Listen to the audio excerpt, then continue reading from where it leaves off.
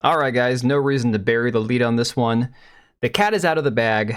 Ubisoft is delaying Assassin's Creed Shadows once again, this time from February to March. Now, again, most of us probably are like, okay, this isn't that big of a shock. And to be honest, I wasn't super surprised by this when this news broke this morning.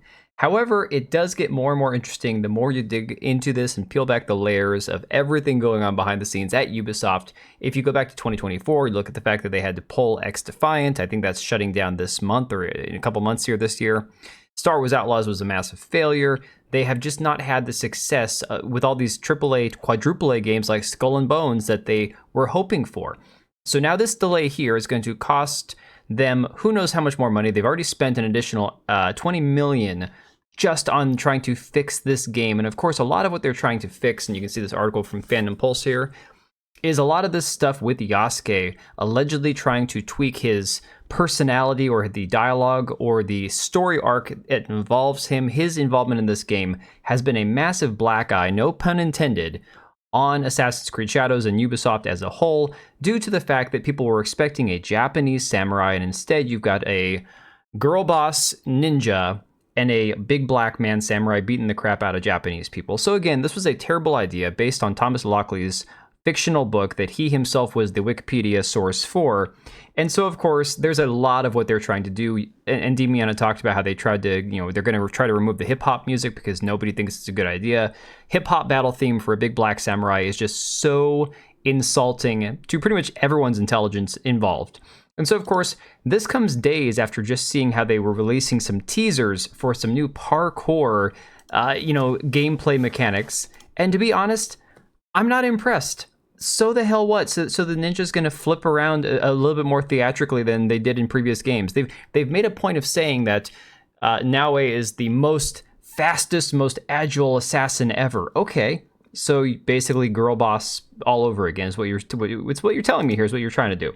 So of course, in the initial statement they put out today talking about the delay, it says, "Dear players, we want to extend our heartfelt thanks to our incredible fans and dedicated teams for your unwavering support since our announcement in September to further refine and polish Assassin's Creed Shadows." Well, let me full screen this. Here we go. "Since November, we've been thrilled to share our progress through gameplay overviews, and the overwhelming excitement has truly inspired us. Each week has brought valuable feedback from our community. While we've already made remarkable strides, we believe a few additional weeks are needed to implement the feedback and ensure an even more ambitious and engaging day one experience." I call BS on that. I don't think that has anything to do with making it more engaging. I think that they are terrified of bad fan response. Accordingly, the new release date is March 20th. We remain committed to delivering a high-quality, immersive experience fostered by ongoing dialogue between our players and development teams.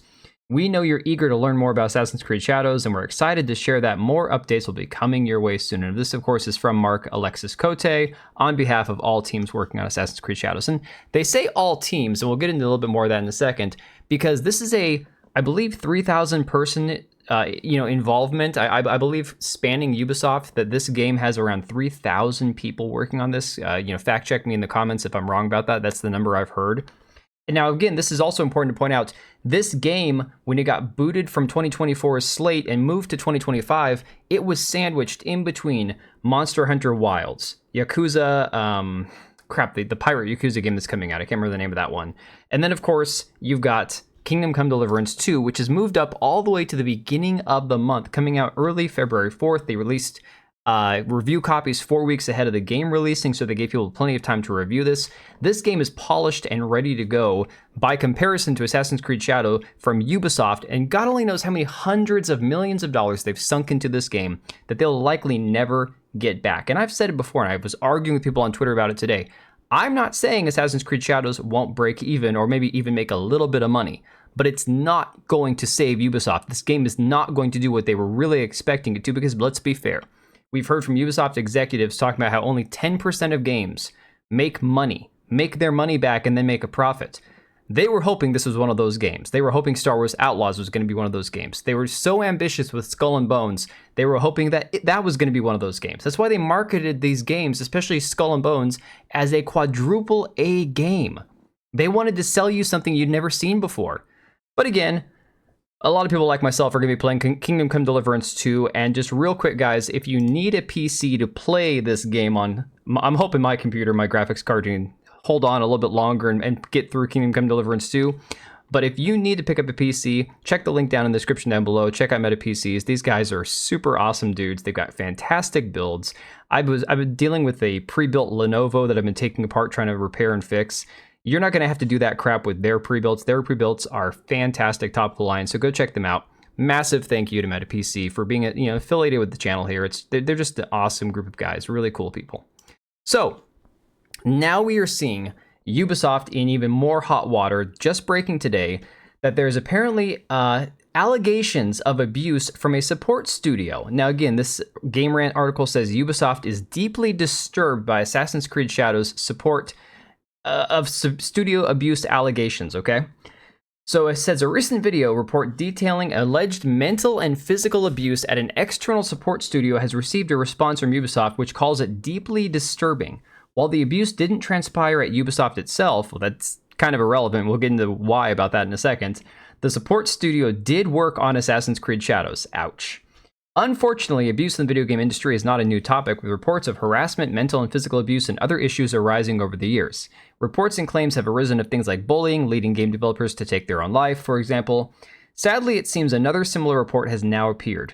Rather than there being abuse within Ubisoft directly, the video from YouTube channel People Make Games has taken a deep dive into a situation involving an external support studio. It alleges that the commissioner of the game development team at Indonesian studio Brandoville was extraordinarily toxic and abusive towards those working there. The commissioner, Kwan Cherry Lai, notably the wife of the CEO of Brandoville, reportedly put employee Krista Sidney through mental and physical abuse, forced religious worship, severe sleep deprivation over the course of 4 days, and even forced Sidney to physically harm herself while filming it. That's messed up. Ubisoft has issued a response to the Eurogamer regarding the video, stating that the company is deeply disturbed about the report and condemns abuse of any kind. More workers at the studio have come forward with similar allegations, including Kwan Cherry Lai taking away parts of their salary to help with their spending, or overworking a pregnant employee who ended up giving birth prematurely. Their child later passed in the hospital. Wow. It says Brandoville Studios' history and fate. They were established in 2018 with headquarters in Indonesia and shut down in August of 2024. Reports of abuse apparently go as far back as 2019, so 5 years now. Well, 6 if you want to count 2025 here. During those years, the studio reportedly assisted game developers with some major releases, including Age of Empires 4 and the upcoming Assassin's Creed Shadows. Age of Empires 4 sucked, by the way. Since then, these claims have begun to be investigated in Indonesia, and the police are reportedly looking to question Kwan Cherry Lai. However, People Make Games notes that she has since claimed to be in Hong Kong, so it remains to be seen if the Indonesian police can locate her. Whether Sydney and the others who were allegedly subjected to the abuse will find justice is unknown for sure. They won't. They'll probably get a little payoff from Ubisoft, and that'll be it. In both the US and elsewhere, reports of poor working conditions, abuse, and harassment continue to arise in the game industry. It's clear that more needs to be done, yada yada, but it won't be. It won't be done because these companies don't care. They virtue signal. It's why they put all the freaking pride flags out there and everything else. They don't care about the actual issues in the games industry and the people who are affected by it. They care about profits. They care about, bottom line. And they don't truly care about giving customers what they want, giving developers the tools that they need to make those games, and cutting out all the external BS and bullshit that kind of gets caught in the middle of it. And this is typical of Ubisoft. You can see reports like this just going back to 2023 about how there was a former Ubisoft executive or multiple executives who were arrested after harassment investigations. Okay, this is the culture that these AAA studios are permitting to exist in their industry, and then they want to call gamers, fans, the toxic, evil, bigot, sexist incels, when we're just like, just give us a good game. You guys are the ones doing all the horrible stuff behind the scenes. We just want to play our video games, man.